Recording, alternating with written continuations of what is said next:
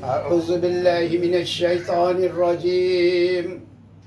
بسم الله الرحمن الرحيم. الحمد لله رب العالمين والصلاة والسلام على رسوله الكريم. أما بعد، فقد قال الله تعالى في القرآن المجيد والفرقان الحميد: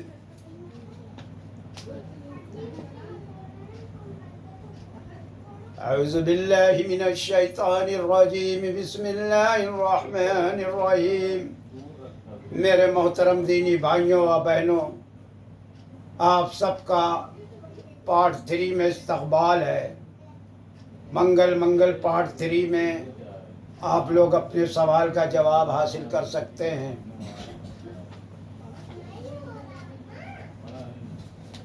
میرے محترم حاضرین و سامعین، حضرات و خواتین، اسلام دین فطرت ہے۔ اس کا مقصد انسانی زندگی کو سنوارنا ہے۔ وہ نہ تو یہ کہتا ہے کہ ہر جگہ تشدد سے بچے، اور نہ تو یہ کہتا ہے کہ عدم تشدد کو نظریہ زندگی بنا لیا جائے۔ واقعہ یہ ہے کہ ہر چیز اپنے وقت پر مفید ہوتی ہے،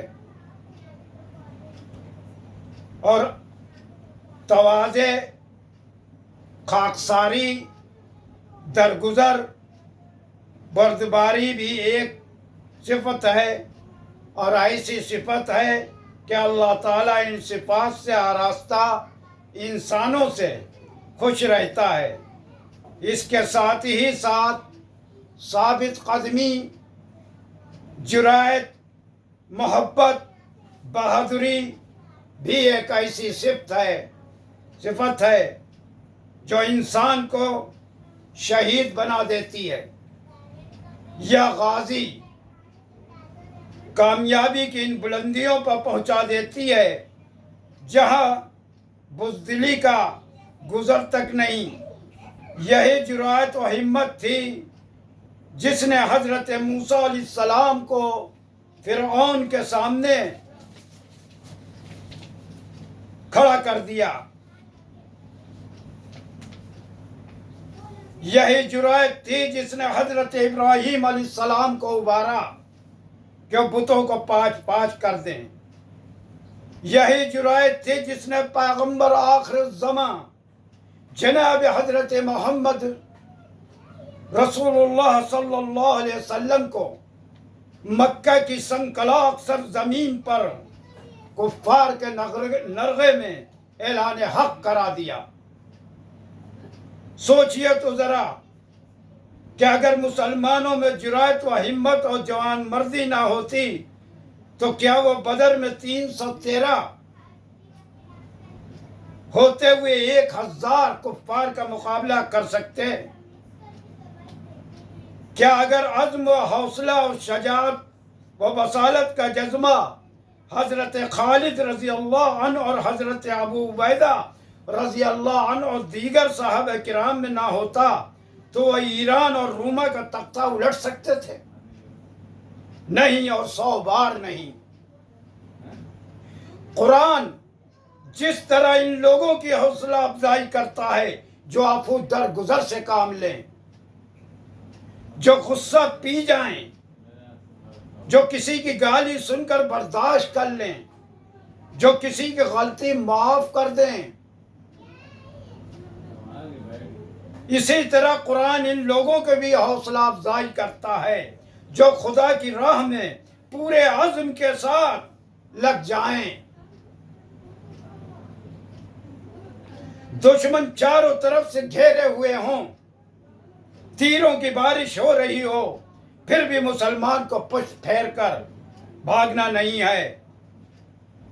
ان لوگوں کی بڑی مذمت کی گئی ہے جو دشمن کے مقابلے سے میدان چھوڑ کر بھاگ آئیں۔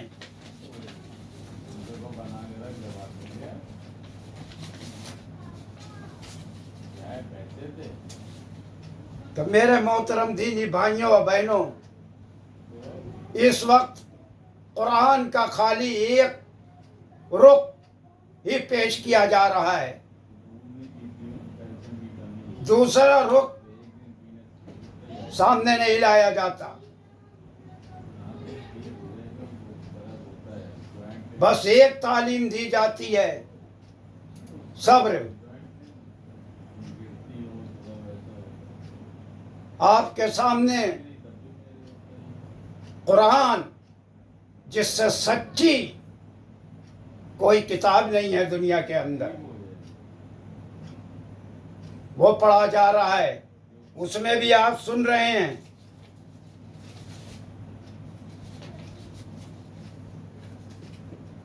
صحاباؤں کے واقعات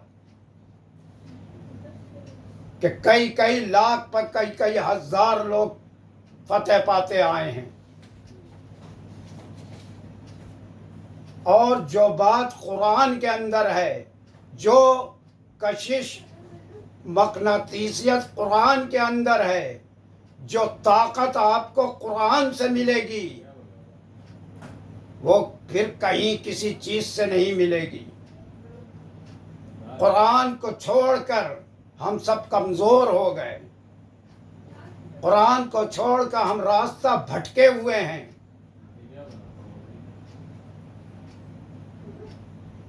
ہمارے پیارے نبی نے کہا تھا قرآن مت چھوڑنا، ہم نے نہیں مانا، قرآن چھوڑ دیا۔ ہمارے نبی نے کہا میری سنت پہ عمل کرنا، کبھی ناکام نہیں ہوگے۔ ہم آپ کی سنت کو چھوڑ بیٹھے اور اپنے عقل سے، اپنی طریقوں سے کامیابیاں ڈھونڈ رہے ہیں جو نہ ملی ہیں نہ ملے گی۔ اللہ نے عورت و مرد دونوں پر علم دین کا حاصل کرنا فرض کرا۔ جس کے مذہب میں فرض ہو علم دین کا حاصل کرنا، وہی سب سے زیادہ ان پڑھ ہیں۔ کیا بات ہے! خدا کی مار ہے یہ، نافرمانیوں کی۔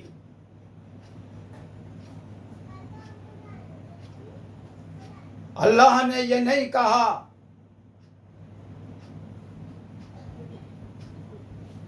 کہ کسی کی اتباع کرو سوائے قرآن اور اللہ کے رسول حضرت محمد مصطفیٰ صلی اللہ علیہ وسلم کی اتباع کرو اور پڑھو۔ جب آپ خود پڑھے ہوں گے، قرآن پڑھے ہوں گے، تو آپ کو کوئی سوال ہی نہیں ہے کہ گمراہ کر سکے۔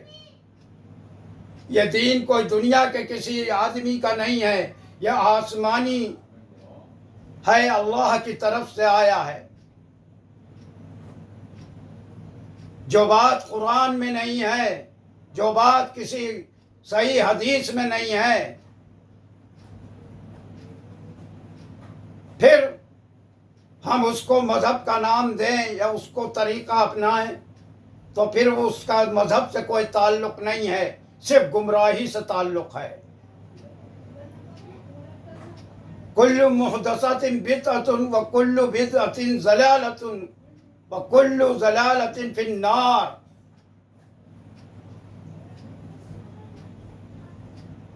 محمد صلی اللہ علیہ وسلم نے فرمایا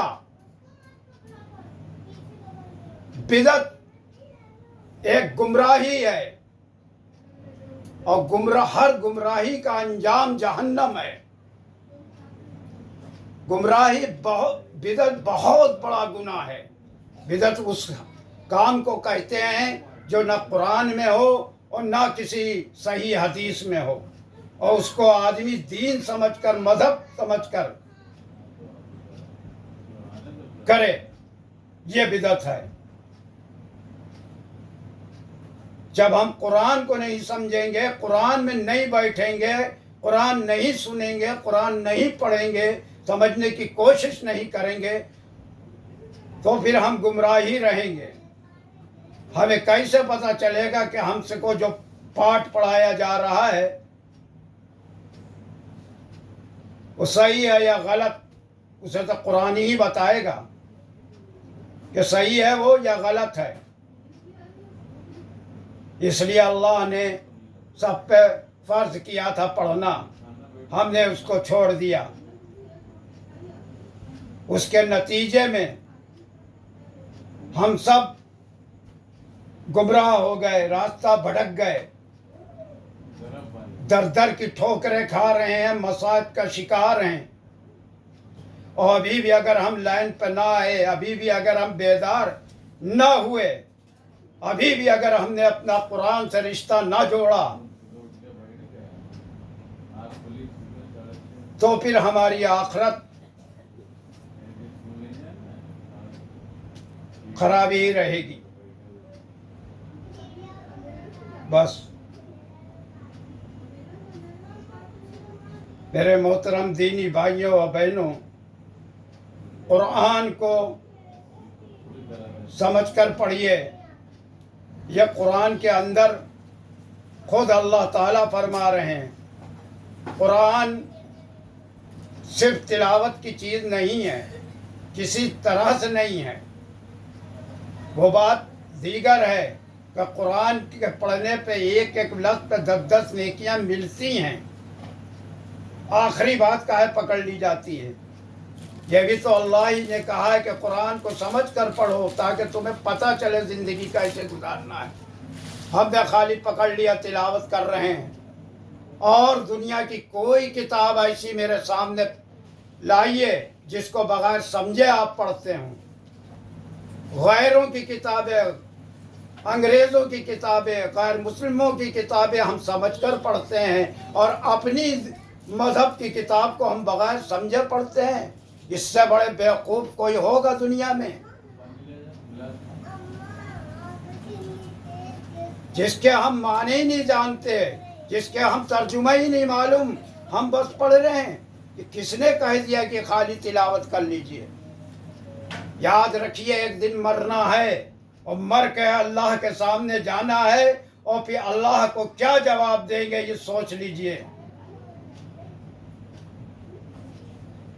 जिंदगी बहुत लंबी नहीं है, और हम कहते हैं लंबी भी होती तब भी एक दिन तो मरना है ही। और मर के जाएंगे कहाँ? जहाँ से आए हैं वहीं जाएंगे। क्या जवाब सोचा है वहाँ के लिए? वहाँ आपका मुंह बंद कर दिया जाएगा, आपके आज़ा आपके खिलाफ गवाही देंगे, आपके खिलाफ आपके आज़ा बोलेंगे। झूठ वहाँ नहीं चलेगा, रिश्वत वहाँ नहीं चलेगी, धोखा मक्कारी और प्रेम वहाँ नहीं चलेगा। और अल्लाह फरमाते हैं, गुमराह करने वाले को 7 बार अजाब दिया जाएगा, और गुमराह होने वाले को 1 बार अजाब दिया जाएगा। अकल भी कोई चीज़ होती है, अकल से भी समझा जा सकता है क्या अच्छा है क्या बुरा है। इसलिए 1 बार अजाब गुमराह होने वाले को भी दिया जाएगा।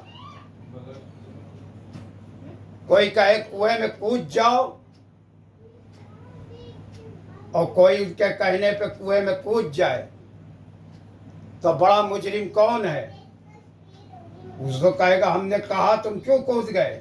यही शैतान कर अल्लाह के सामने सफाई पेश करेगा कि अल्लाह हमने इनको मजबूर नहीं किया था, हमने इनको गुनाह करने पर, इस रास्ते पर चलने पर मजबूर नहीं किया था, मैंने तो इसके सामने इसकी नुमाइश करी थी। यह खुद से अपनी मर्जी से इस रास्ते पर चले हैं। क्यों चले हैं? ये इनकी मर्जी है। समझ लीजिए, मामला बहुत संगीन है, हिसाब किताब देना है। बस। व आखिर दावाना अनिल हम्दुलिल्लाहि रब्बिल आलमीन। سبحان ربک رب العزت عما یصفون وسلام علی المرسلین والحمد للہ رب العالمین.